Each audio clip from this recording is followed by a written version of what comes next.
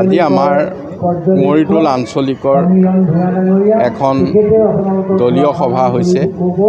ইয়াতে আমাৰ বিশেষকৈ কংগ্ৰেছ দলৰ বহু লোকে যোগদান কৰিছে।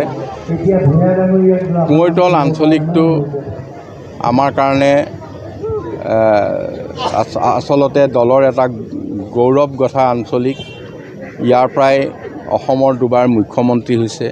ইয়াৰ পৰাই অসমত দুবাৰ উদ্যোগ মন্ত্ৰী হৈছে। এই আঞ্চলিকত বৰ্তমানো আমাৰ স্থিতি সবল। আমাৰ আঞ্চলিক পঞ্চায়তৰ সভাপতি, গাঁও পঞ্চায়তৰ সভাপতি, জিলা পৰিষদৰ সদস্য সকলোকে ৰাইজে আঁকোৱালি লৈছে বা নিৰ্বাচিত কৰিছে। গতিকে আমি অধিক সবল কৰিবলৈ চেষ্টা কৰিছোঁ। অহা নিৰ্বাচনত ৰাইজৰ বিপুল সঁহাৰি পাইছোঁ।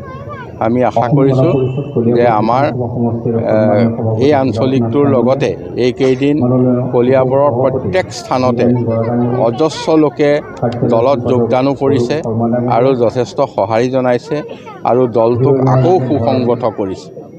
আমি ইয়াত আশা কৰিছোঁ কলিয়াবৰে এইবাৰ বহু ভাল ফলাফল দেখুৱাব পাৰিব।